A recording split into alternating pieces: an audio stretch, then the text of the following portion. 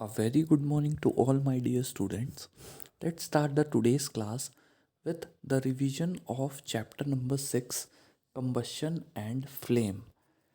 सो ये चैप्टर हमारे लिए हमारी डेली लाइफ के लिए बहुत ज़्यादा इम्पॉर्टेंट है। ओके, तो इस चैप्टर का रिवीजन करेंगे हम इस लेक्चर में। इस चैप्टर की हेडिंग का नाम है कंबशन एंड फ्लेम। तो आपको पता होना चाहिए कंबशन शब्द का मतलब क्या होता है, फिर आपको ये भी पता होना चाहिए फ्लेम का मतलब क्या होता है। ठीक है, तो फ्लेम मतलब तो होती है क्या, लपट। ओके, किस चीज़ की लपट, आग की लपट। ओके, तो आग की जो लपट होती है, आग की जो लौ होती है उसको बोलते हैं फ्लेम। ओके, कंबशन मतलब क्या होता है, ऑक्सीजन की मदद से किसी भी चीज़ का जल कर हीट प्रोड्यूस करना। ऑक्सीजन की मदद से किसी भी चीज़ का जल कर हीट प्रोड्यूस करना वो कहलाता है कंबशन। या किसी भी चीज़ को जलाना जिससे हीट प्रोड्यूस हो वो कहलाता है कंबशन। ओके, तो चलिए हम इस चैप्टर में आगे बढ़ते हैं। देखिए, हमने बहुत सारे फ्यूल्स का इस्तेमाल किया है और हम करते आए हैं अपने घरों में, अपने ऑफिसेज में, स्कूल्स में बहुत सारे फ्यूल यूज़ होते हैं। ओके, जैसे wood, cow dung, coal, charcoal, petrol, diesel, compressed natural gas. तो इन फ्यूल्स को आपको समझना भी पड़ेगा कि ये फ्यूल्स आते कहाँ से हैं। सबसे पहले तो इन फ्यूल्स को बोलते हैं फॉसिल फ्यूल्स। ठीक है, अब ये फॉसिल, इनमें से मैक्सिमम फॉसिल फ्यूल्स हैं, जैसे पेट्रोल, डीजल, चारकोल, कोल, सीएनजी, ये सब क्या हैं, फॉसिल फ्यूल्स हैं। बाकी काउडंग और वुड फॉसिल फ्यूल्स नहीं हैं।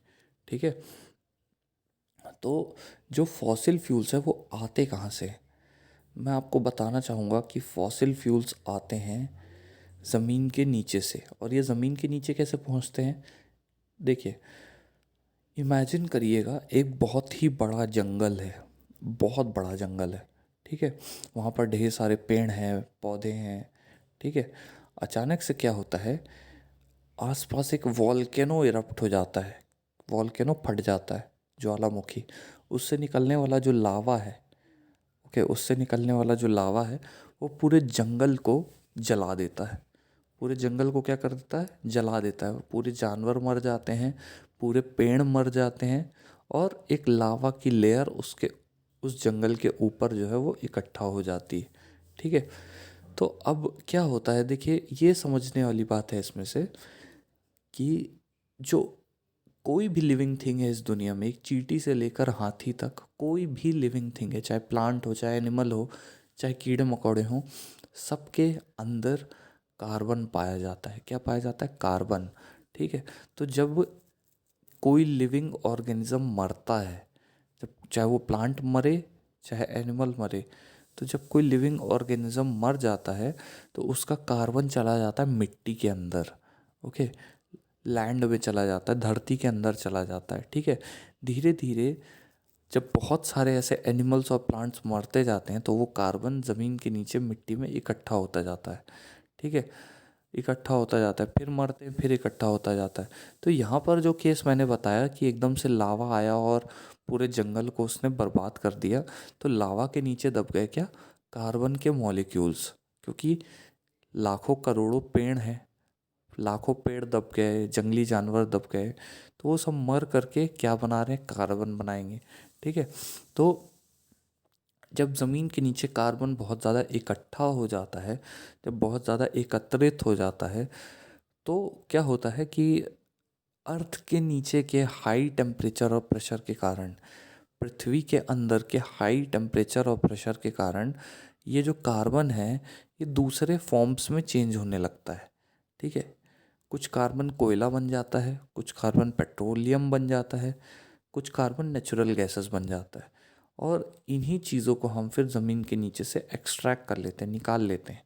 ठीक है, तो ये है फॉसिल फ्यूल्स का इंट्रोडक्शन, मैंने आपको थोड़ा सा दे दिया। ओके, तो चलिए अब इस चैप्टर में आगे बढ़ते हैं।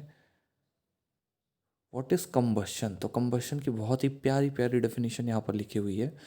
अ केमिकल प्रोसेस, ये केमिकल प्रोसेस है। सबसे पहली बात, केमिकल प्रोसेस क्यों है, क्योंकि जो ऑक्सीजन है, वाटर है, ओके। जो ऑक्सीजन है वो केमिकल है, ठीक है, वो गैस है बट वो केमिकल है, ठीक है। तो ये एक केमिकल प्रोसेस है।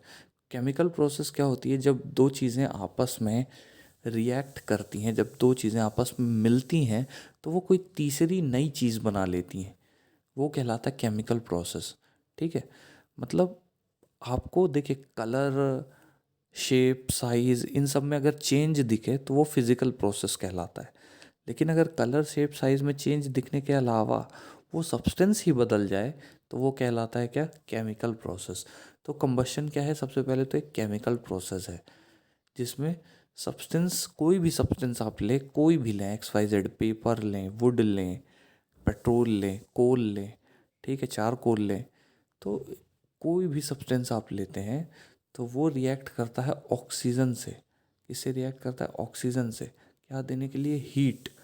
हीट देने के लिए वो ऑक्सीजन से रिएक्ट करता है, और इस प्रोसेस को क्या बोलते हैं, कंबशन, ठीक है। तो कंबशन क्या होता है, एक केमिकल प्रोसेस है जिसमें कोई भी सब्सटेंस रिएक्ट करता है ऑक्सीजन से हीट देने के लिए, ठीक है। जो सब्सटेंस कंबशन करता है उसको फ्यूल बोलते हैं। जो भी सब्सटेंस कंबशन करता है उसको फ्यूल बोलते हैं, ठीक है। मतलब जो सब्सटेंस ऑक्सीजन से रिएक्शन करके जल जाता है और हीट प्रोड्यूस करता है वो फ्यूल कहलाता है। चाहे वो पेपर हो, चाहे वुड हो, चाहे कोल हो, चाहे पेट्रोल हो, कोई भी चीज़ जो जलने के बाद, जो ऑक्सीजन से रिएक्ट करके जलने के बाद हीट प्रोड्यूस करे वो कहलाती है फ्यूल, ओके। और इस प्रोसेस को क्या बोलते हैं, कंबशन। फ्यूल किसी भी तरह का हो सकता है, सॉलिड, लिक्विड या गैस। जैसे लकड़ी है, लकड़ी is a solid fuel. Coal है, coal is a solid fuel, okay. Liquid, liquid fuel क्या है, हमारे पेट्रोल, डीजल, केरोसिन, ये लिक्विड फ्यूल हैं, ठीक है। गैसियस फ्यूल क्या है, compressed natural gas, liquefied petroleum gas, ये क्या है, ये हैं गैसियस फ्यूल्स, ठीक है। Sometimes light is also given off during combustion. कभी कभी लाइट भी निकलती कंबशन से, ठीक है। हीट तो निकलती ही है, लाइट भी निकलती है, ठीक है।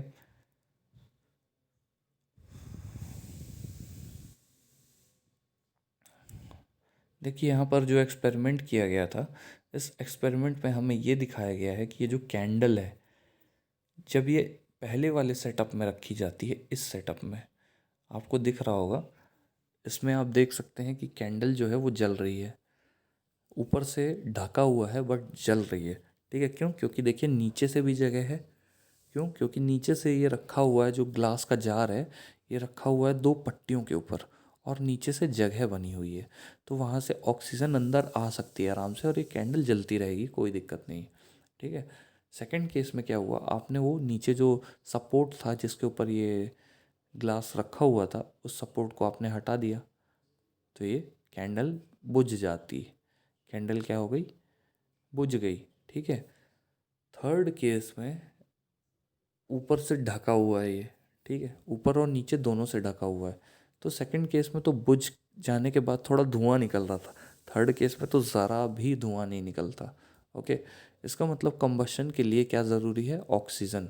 इस एक्सपेरिमेंट से हमें यही पता चलता है कि कंबशन के लिए क्या ज़रूरी है, ऑक्सीजन, ठीक है।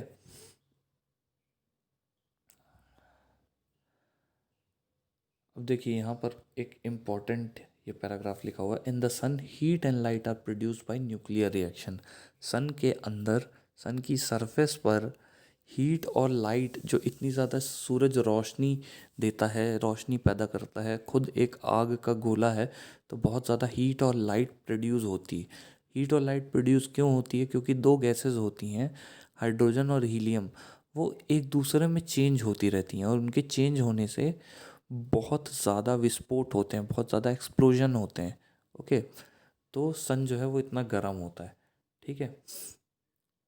अब देखिए यहाँ पर ये बताया गया है, ये जो आदमी लेटा हुआ है इसके थ्रू, कि जब किसी इंसान के बॉडी में, कपड़ों में आग लग जाए, ठीक है, तो आग लगी हो अगर फॉसिल फ्यूल से, मतलब को डीजल, पेट्रोल, ओके, केरोसिन, इन चीज़ों से अगर आग लगी हो शरीर पर, तो वो कंबल उसकी बॉडी में तुरंत लपेटना चाहिए, पानी नहीं डालना चाहिए, क्योंकि पानी में ऑक्सीजन होता है और वो और आग को बढ़ा सकता है।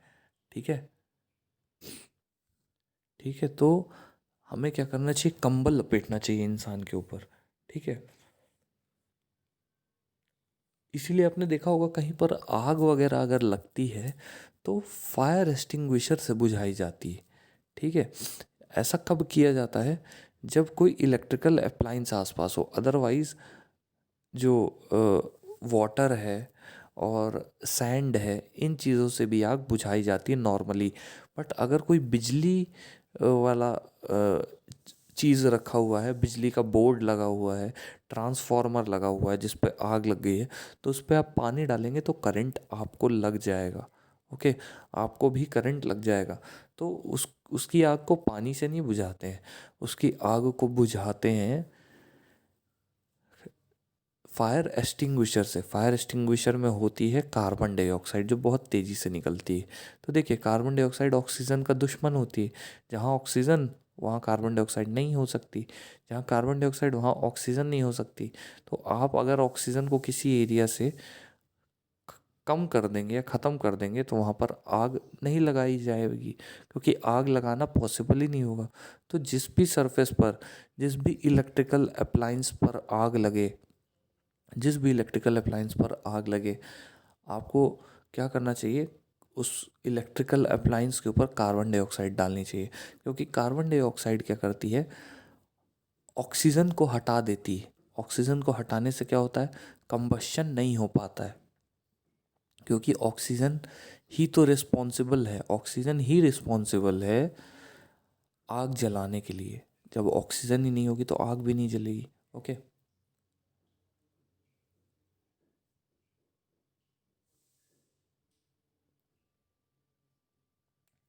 अब देखिए, ये इंपॉर्टेंट है, इग्निशन टेम्परेचर क्या होता है। इग्निशन टेम्परेचर वो मिनिमम टेम्परेचर होता है, वो कम से कम टेम्परेचर होता है जिसमें कोई भी सब्सटेंस आग पकड़ सकता है। जैसे सपोज सपोज करिए, पेपर जो है, पेपर को आप हीट देते हैं, कागज़ को अगर आप गरम करते हैं, तो मान लीजिए 40 डिग्री में गर्म किया आपने, कुछ भी नहीं हुआ। 50 में किया, कुछ भी नहीं हुआ। 60 में किया, कुछ भी नहीं हुआ। 70 डिग्री सेल्सियस टेम्परेचर में किया, कुछ भी नहीं हुआ। बट जैसे ही आपने 80 डिग्री सेल्सियस में किया, कागज़ जलने लग गया। कागज़ क्या होने लग गया, जलने लग गया। ठीक है। लेकिन आप अगर 75 या 70 में कर रहे हो तो कागज़ नहीं जल रहा है। तो इस पेपर का वो कौन से टेम्परेचर पर ये जलना चालू किया, 80 डिग्री सेल्सियस पर। हालांकि आप अगर इसको डायरेक्ट 200 डिग्री सेल्सियस या 100 डिग्री सेल्सियस या 150 डिग्री सेल्सियस का टेम्परेचर देते तो भी ये जल जाता। बट वो कम से कम टेम्परेचर कौन सा है जिस पर इसमें आग लग रही है, इस पेपर को जलाने के लिए वो मिनिमम टेम्परेचर कौन सा था, वो था 80 डिग्री सेल्सियस। तो जो 80 डिग्री सेल्सियस टेम्परेचर है वो कहलाता है इग्निशन टेम्परेचर। ओके। वो क्या कहलाता है, इग्निशन टेम्परेचर। चलिए आगे बढ़ते हैं। यहाँ देखिए, माचिस की तीली की बात हुई है कि माचिस की तीली की हिस्ट्री कितनी पुरानी है। पहले क्या होता था कि लगभग 5,000 साल पहले पाइन का जो ट्री होता है, जो पहाड़ों में होता है पाइन का ट्री, उसकी छोटी छोटी लकड़ियों को निकाल लिया जाता था और उसको सल्फर में डुबा दिया जाता था। ठीक है। और फिर उसको आग जलाने का काम किया जाता था उससे। अब जो आजकल जो मैच स्टिक हम देखते हैं, जो माचिस की तीलियां देखते हैं, वो लगभग 200 साल पहले डिस्कवर की गई थी। ठीक है। इन माचिस की तीलियों में क्या होता है, एंटीमनी ट्राइसल्फाइड, पोटेशियम क्लोरेट और वाइट फॉस्फोरस, ये तीनों आपस में रिएक्ट करते हैं। एंटीमनी ट्राइसल्फाइड, पोटेशियम क्लोरेट और वाइट फॉस्फोरस, कुछ ग्लू और स्टार्च के साथ। ठीक है। एंटीमनी ट्राइसल्फाइड, पोटेशियम क्लोरेट और वाइट फॉस्फोरस, ये तीनों आपस में रिएक्ट करते हैं ग्लू और स्टार्च के साथ। और इसको लगाया जाता है कहाँ पर, जो मैच स्टिक की जो मैच है, लकड़ी है, उसके ऊपर। ठीक है। वाइट फॉस्फोरस जल जाता है। क्यों? क्योंकि जैसे ही हम माचिस की तीली को रगड़ते हैं तो गर्मी पैदा होती है, उस गर्मी से वाइट फॉस्फोरस जल जाता है। ठीक है। बट वाइट फॉस्फोरस जो है वो बहुत ज़्यादा पॉइजनस होता है, बहुत ज़्यादा हार्मफुल होता है, बहुत ज़्यादा खतरनाक होता है। तो आजकल जो मैच स्टिक बनती है उससे वाइट फॉस्फोरस हटा दिया गया है। ठीक है। These days, the head of safety match contains only antimony trisulfide. अब जो मैच स्टिक का जो हेड है, मतलब जो माचिस की तीली में जो ऊपर ब्लैक कलर का रेड कलर का पोर्शन होता है, वो उसमें सिर्फ एंटीमनी ट्राइसल्फाइड और पोटेशियम क्लोरेट है, वाइट फॉस्फोरस को हटा दिया गया है। ठीक है। जो रबिंग पाउडर है, जो माचिस के खोखे में जो रेड रेड डॉट्स होते हैं या ब्लैक डॉट्स होते हैं, वो रेड फॉस्फोरस के बनते हैं। ठीक है। जो वाइट फॉस्फोरस से थोड़ा कम खतरनाक होता है। तो जैसे ही हम ये पोटेशियम क्लोरेट और एंटीमनी ट्राइसल्फाइड का जो मिक्सचर है उसको हम रब करते हैं, उसको हम रगड़ते हैं, किसके साथ, उसको हम जब ये रेड फॉस्फोरस वाले पेपर के साथ रगड़ते हैं तो तुरंत आग लग जाती है। ओके। तो ये था मैच स्टिक का प्रोसेस। अब इनफ्लेमेबल सब्सटेंसेस क्या होते हैं, ये बहुत इंपॉर्टेंट क्वेश्चन है। देखिए, इनफ्लेमेबल सब्सटेंसेस वो सब्सटेंस होते हैं जिनको जलाया जा सकता है, जो बहुत ज़्यादा ज्वलनशील होते हैं। ठीक है। ऐसा कोई भी सब्सटेंस जिसमें आसानी से आग लग जाए, जैसे पेट्रोल हो गया, डीजल हो गया, केरोसिन हो गया, तो इन सब्सटेंसेस में आसानी से आग लग जाती है, इसीलिए इनको बोलते हैं इनफ्लेमेबल सब्सटेंसेस। घर पर जो एलपीजी है, सीएनजी होती है जो जिससे गाड़ी चलती है, इन सब सब्सटेंसेस में आसानी से आग लगाई जा सकती है और ये कहलाते हैं क्या, inflammable substances. Example inflammable substances के क्या है, पेट्रोल है, अल्कोहल है, लिक्विफाइड पेट्रोलियम गैस है, तो ये सारे इनफ्लेमेबल सब्सटेंसेस हैं। How do we control fire, हम आग को कैसे कंट्रोल कर सकते हैं। देखिए, सबसे इजी तरीका तो है वाटर। आसपास जितना भी वाटर हो उसको आग के ऊपर डालते जाएं, थोड़ा बहुत कंट्रोल हो जाएगी। उसके पहले आप कॉल कर दें फायर ब्रिगेड पे, ताकि फायर ब्रिगेड भी आ सके आपकी मदद के लिए। ठीक है। दूसरा तरीका है सैंड वगैरह डाल के या ऐसी कोई चीज़ डाल के जिससे ऑक्सीजन की जो सप्लाई है वो कट ऑफ हो जाए। ठीक है। जैसे आप सैंड वगैरह या कोई कचड़ा वगैरह डालते हो तो ऑक्सीजन की सप्लाई कट हो जाती है, जिससे आग जो है वो बुझ जाती। ओके। अगर किसी इलेक्ट्रिकल अप्लायंस में आग लगी है तो आपको किससे बुझाना चाहिए, फायर एक्सटिंग्विशर से बुझाना चाहिए, क्योंकि फायर एक्सटिंग्विशर में मैक्सिमम कार्बन डाइऑक्साइड होती है और इस क्या कार्बन डाइऑक्साइड क्या करती है, ऑक्सीजन को हटा देती है उस जगह से जहाँ पर आग लगी होती है। ऑक्सीजन ख़त्म हो जाता है तो कंबशन प्रोसेस नहीं हो पाता है। Okay.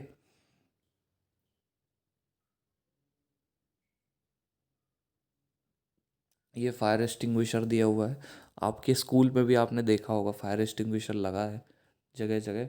Okay.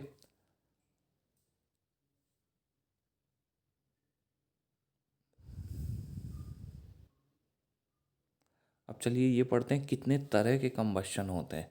How many types of combustion are there, there are two types of combustion. कौन कौन से, रैपिड कंबशन और स्पॉन्टेनियस कंबशन। रैपिड कंबशन कौन सा कंबशन होता है, रैपिड कंबशन वो कंबशन होता है जिसमें हीट और लाइट बहुत ज़्यादा निकलती है। जब कोई गैस जलती है, जब कोई गैस जलती है, ठीक है, तो बहुत ज़्यादा हीट और लाइट निकलती है, इस तरह के कंबशन को बोलते हैं रैपिड कंबशन।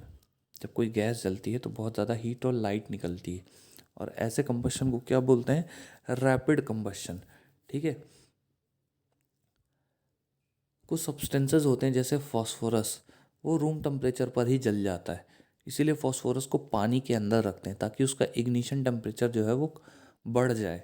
फास्फोरस का इग्निशन टेम्परेचर बढ़ने से क्या होगा, उसको जो टेम्परेचर चाहिए रहता था आग लगने के लिए, उसकी बॉडी को जलाने के लिए, वो टेम्परेचर अब बढ़ चुका है। पहले फास्फोरस 25 से 30 डिग्री सेल्सियस के बीच में आग पकड़ लेता था, बट पानी में रखने पर उसका टेम्परेचर क्या हो जाता है, 60 से 70 डिग्री। तो जब 60 से 70 डिग्री की हीट होगी तभी वो जलेगा, अदरवाइज वो नहीं जलेगा। ओके। अब स्पॉन्टेनियस रिएक्शन क्या होती है, spontaneous reaction is a type of combustion in which a material suddenly burst into flames, तुरंत बहुत तेजी से जल जाए। ठीक है। फूट कर जल जाए। ठीक है, वो कहलाता है स्पॉन्टेनियस कंबशन। ठीक है, स्पॉन्टेनियस कंबशन का एग्जांपल है कोल डस्ट का जलना। ठीक है, जो कोल माइंस होती हैं उसमें आग लग जाती है एकदम से।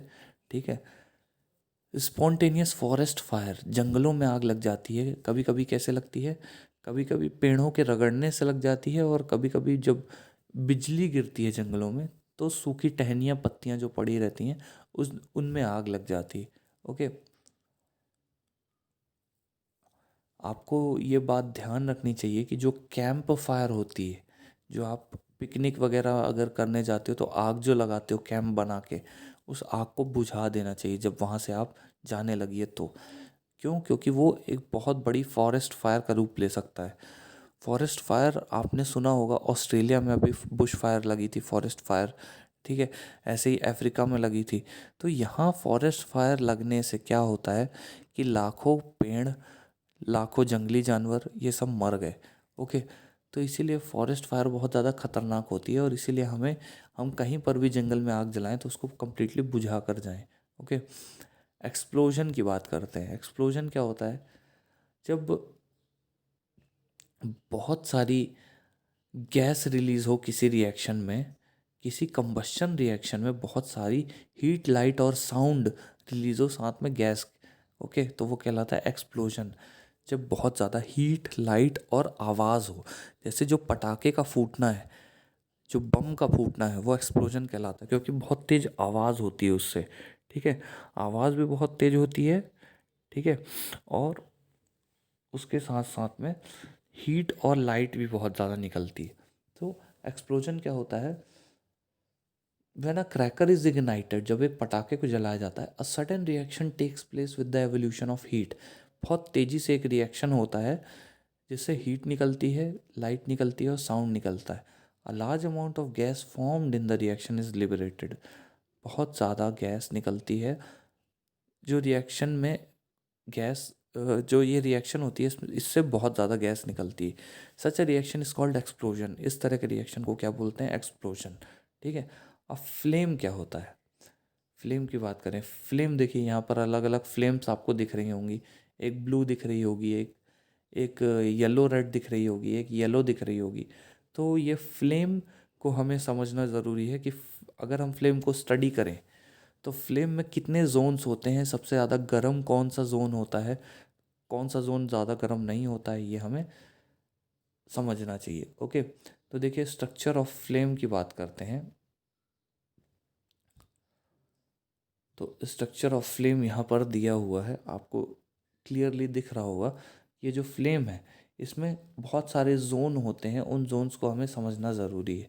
ये जो रेड वाला पार्ट है ये हॉटेस्ट पार्ट होता है। जो रेड वाला पार्ट है ये हॉटेस्ट पार्ट होता है फ्लेम का। ठीक है, आउटर जोन है जिसमें कंप्लीट कंबशन होता है। जहाँ पर ये रेड पार्ट है इसमें कंप्लीट कंबशन हो रहा है। किस चीज़ का कंबशन हो रहा है? ये जो विक है और वैक्स है, वैक्स यानी मोम, और विक यानी जो बत्ती होती है उसका, और मोम का, दोनों का कंप्लीट कंबशन हो रहा है इस जोन में। कहाँ पर? ये जो आपको दिख रहा होगा। ठीक है, जो हल्का सा ब्लूइश कलर है वहाँ पर। जो बीच वाला पोर्शन है वो मॉडरेटली हॉट रहता है, मतलब गर्म तो रहता है लेकिन उतना ज़्यादा गर्म नहीं रहता जितना ये ऊपर वाला जोन रहता है। ठीक है, लीस्ट हॉट क्या होता है? लीस्ट हॉट मतलब सबसे कम हॉट होता है ये जोन। कहाँ पर? जहाँ पर येलो पोर्शन आपको दिख रहा होगा। ठीक है, ये मिडिल जोन है, यहाँ पर पार्शियल कंबशन होता है, पूरी तरह से कंबशन नहीं हुआ होता है। ओके, ये येलो कलर का होता है। और ये जो विक है ये लगभग अनबर्न्ड वैक्स के वेपर यहाँ पर बन रहे होते हैं। ठीक है, ये देखिए ये गोल्ड स्मिथ है जो कि ये इस पाइप से फ्लेम को डायरेक्ट करता है। ठीक है, फ्लेम को डायरेक्शन देता है। अब चलिए आगे बढ़ते हैं, फ्यूल की बात करते हैं। फ्यूल क्या होते हैं? फ्यूल ऐसे सोर्स ऑफ हीट और लाइट एनर्जी हैं जिनके कंबशन से हमें एनर्जी मिलती है बहुत ज़्यादा। जैसे लकड़ी हो गई, चारकोल हो गया, पेट्रोल हो गया, केरोसिन हो गया, ये सब फ्यूल्स कहलाते हैं। ठीक है, हालांकि लकड़ी और चारकोल ये फॉसिल फ्यूल नहीं है। ये फ्यूल तो है, मतलब इनसे आग लगाई जा सकती है, बट ये फॉसिल फ्यूल नहीं है। यहाँ पर फॉसिल फ्यूल कौन कौन से हैं? पेट्रोल, केरोसिन, ओके, ये फॉसिल फ्यूल है, ठीक है। These substances are called fuel.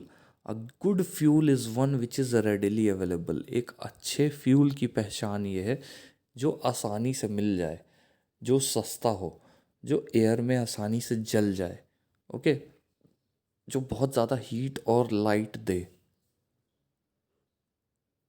और किसी तरह का कोई अनडिज़ायरेबल मटेरियल ना छोड़े।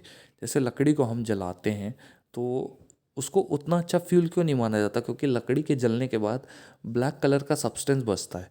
पेट्रोल के जलने के बाद कुछ नहीं बचता है, ठीक है। पेट्रोल इसीलिए अच्छा फ्यूल होता है, ठीक है। This is probably there is probably no fuel that could be consider as an ideal fuel. दुनिया में ऐसा कोई फ्यूल नहीं है जिसको आइडियल फ्यूल बोला जा सके, क्योंकि आइडियल फ्यूल की डेफिनेशन ये होती है जो जिसका 100% कंबशन हो, जो 100% एनर्जी में चेंज हो जाए, 100% हीट में चेंज हो जाए। ऐसा कोई फ्यूल है ही नहीं जो 100% हीट में चेंज हो जाए। कुछ वो लाइट में भी चेंज होगा, साउंड में भी, कुछ गैसेस में भी चेंज होगा, तो हीट में 100% फ्यूल चेंज नहीं हो पाता है, ओके। फ्यूल एफिशिएंसी क्या होती है? फ्यूल एफिशिएंसी का मतलब होता है कि कोई भी फ्यूल आप उठाएं, चाहे वो पेट्रोल उठाएं, चाहे डीजल उठाएं, चाहे एलपीजी उठाएं, तो 1 किलो फ्यूल से कितनी ज़्यादा एनर्जी मिलती है हमको, वो कहलाती है उसकी फ्यूल एफिशिएंसी, ठीक है। अगर मैं गाड़ी के मामले में बोलूँ, सपोज़ मैं मोटर बाइक की बात करता हूँ, तो मोटर बाइक में आपने 1 लीटर पेट्रोल डलाया। अब उस 1 लीटर पेट्रोल से वो 50 किलोमीटर चल रही है या 40 किलोमीटर चल रही है, वो उसकी एफिशिएंसी है, ठीक है। तो ये होती है एफिशिएंसी। अब चलिए हम बात करते हैं कैलोरीफिक वैल्यू की। कैलोरीफिक वैल्यू क्या होती है? तो कैलोरीफिक वैल्यू क्या होती है? The amount of heat energy produced on the complete combustion of 1 kg of fuel is called its calorific value. जो हीट यानी गर्मी निकलती है 1 किलो फ्यूल के जलने से, वो कहलाता है calorific value. Somewhat similar to efficiency, okay. Efficiency के जैसा ही है ये, इसी इसको बोलते हैं कैलोरीफिक वैल्यू। मतलब 1 किलो या 1 लीटर पेट्रोल से आप कितनी ज़्यादा गर्मी निकाल सकते हो, उससे कितनी ज़्यादा गर्मी पैदा होती है, वो कहलाती है पेट्रोल की कैलोरीफिक वैल्यू। इसी तरह 1 किलो कोयले से आप कितनी हीट निकाल सकते हो, वो कोयले की कैलोरीफिक वैल्यू है, ठीक है। The calorific value of a fuel, ये भी बहुत इंपॉर्टेंट है कि जो फ्यूल है उसकी calorific value is expressed in a unit called kilo joule पर केजी। कैलोरीफिक वैल्यू की यूनिट क्या होती है? किलो जूल पर केजी। कैलोरीफिक वैल्यू की यूनिट क्या होती है? किलो जूल पर केजी, ओके। देखिए यहाँ पर अलग अलग फ्यूल्स दिए हुए हैं जिनकी अलग अलग कैलोरीफिक वैल्यू लिखी हुई है। जैसे जो काऊ डंग केक होता है जिसको उपला या कंडा बोलते हैं, ओके। तो ये जो काऊ डंग केक है इसकी कैलोरीफिक वैल्यू 6000 से 8000 है, ओके। वुड की है 17 से 22,000, पेट्रोल की है 25 से 33,000, केरोसिन की है 45, डीजल की है 45, मीथेन की भी है 45,000, मीथेन की 50,000 है, मीथेन की बहुत ज़्यादा है। सीएनजी एलपीजी की भी 50,000 है, एलपीजी की 55,000 है, ओके।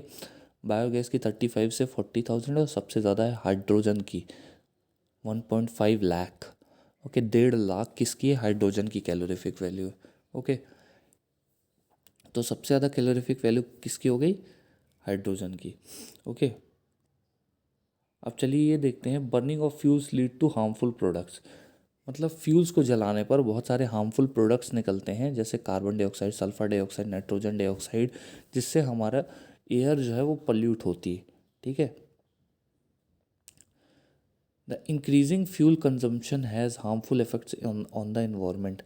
जो फ्यूल का कंजम्पशन है, जो बहुत तेज़ी से फ्यूल का इस्तेमाल किया जा रहा है, पेट्रोल डीजल का इस्तेमाल किया जा रहा है, और आने वाले 30-40 सालों में हमें पेट्रोल और डीजल नहीं मिलेगा, ओके, क्योंकि वो ख़त्म हो जाएगा पूरी दुनिया से, ठीक है। इसीलिए पूरी दुनिया में जो पेट्रोल और डीजल से चलने वाली गाड़ियाँ हैं वो धीरे धीरे इलेक्ट्रीफाई की जा रही हैं, ठीक है। Carbon fuels like wood, coal, petroleum release unburned carbon. Carbon जो फ्यूल्स हैं जैसे वुड, कोल और पेट्रोलियम, ये अनबर्न्ड कार्बन रिलीज करते हैं, और unburned carbon particles, these fine particles are dangerous. ये जो छोटे छोटे पार्टिकल्स हैं ये बहुत डेंजरस होते हैं। ये ऐसे पॉल्यूटेंट्स होते हैं जो कि इंसानों में और जानवरों में रेस्पायरेटरी डिजीजेस जैसे अस्थमा वगैरह जैसी बीमारियां पैदा कर सकते हैं। ठीक है। दूसरा, incomplete combustion of these fuel, अगर इन फ्यूल्स को पूरी तरह से जलाया नहीं जाए, ठीक है, तो वो कार्बन मोनोऑक्साइड गैस देते हैं। कार्बन मोनोऑक्साइड बहुत ही ज़्यादा पॉइजनस गैस होती है। ठीक है। तो कार्बन मोनोऑक्साइड से क्या होता है, बहुत सारे जो प्लांट्स और एनिमल्स हैं वो मर जाते हैं। Okay. It is dangerous to burn coal in a closed room. कोयले को एक बंद कमरे में जलाना एक बेवकूफ़ी होती है। क्यों? क्योंकि कार्बन मोनोऑक्साइड गैस प्रोड्यूस होती है, जिससे लोग, जिस रूम पे वो जलाई जा रही है वहाँ पर जो लोग हैं वो मर सकते हैं। ठीक है।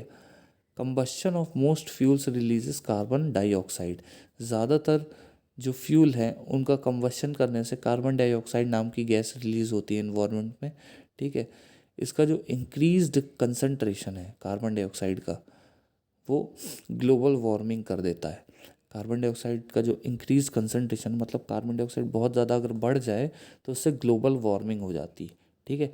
ग्लोबल वार्मिंग क्या होता है, कार्बन डाइऑक्साइड की देखिए एक टेंडेंसी होती है, कार्बन डाइऑक्साइड एक ऐसी गैस है जो हीट को यानी गर्मी को बहुत ज़्यादा ट्रैप करती है, पकड़ कर रखती है अपने पास। ठीक है। तो अगर किसी रूम पे कार्बन डाइऑक्साइड बहुत ज़्यादा मौजूद है तो वहाँ पर गर्मी बहुत ज़्यादा होगी, क्योंकि आसपास के एरिया से जितनी भी गर्मी है वो कार्बन डाइऑक्साइड एब्जॉर्ब कर लेती है। ओके। तो जब ग्लोबल लेवल पे, जब अर्थ में कार्बन डाइऑक्साइड का जो अभी अमाउंट है यानी 0.33%, जब उससे वो बढ़ने लगता है तो धीरे धीरे अर्थ में जो कार्बन डाइऑक्साइड है वो इकट्ठी होने लगती है जब, तो हीट भी बहुत ज़्यादा अर्थ की बढ़ जाती है। अर्थ की गर्मी बढ़ने से क्या होता है, जो पोल्स वगैरह में ग्लेशियर हैं, ग्लेशियर क्या है, साफ पानी के पहाड़ हैं।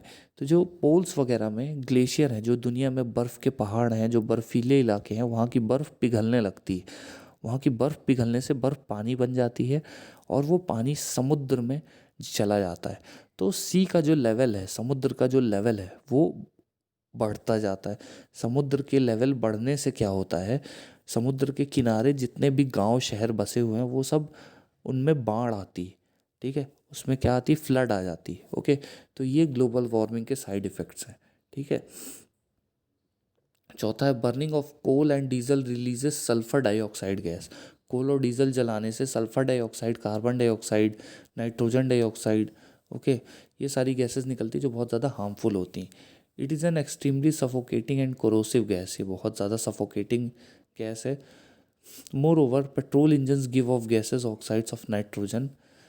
तो पेट्रोल इंजन जो है वो गैसेस ऑक्साइड ऑफ नाइट्रोजन देते हैं, ऑक्साइड ऑफ सल्फर और नाइट्रोजन रेन वाटर में मिल जाता है। अगर जब ऑक्साइड सल्फर का, मतलब सल्फर डाइऑक्साइड गैस और नाइट्रोजन डाइऑक्साइड गैस पानी के साथ मिक्स हो जाती है तो वो पैदा कर देती है एसिड रेन।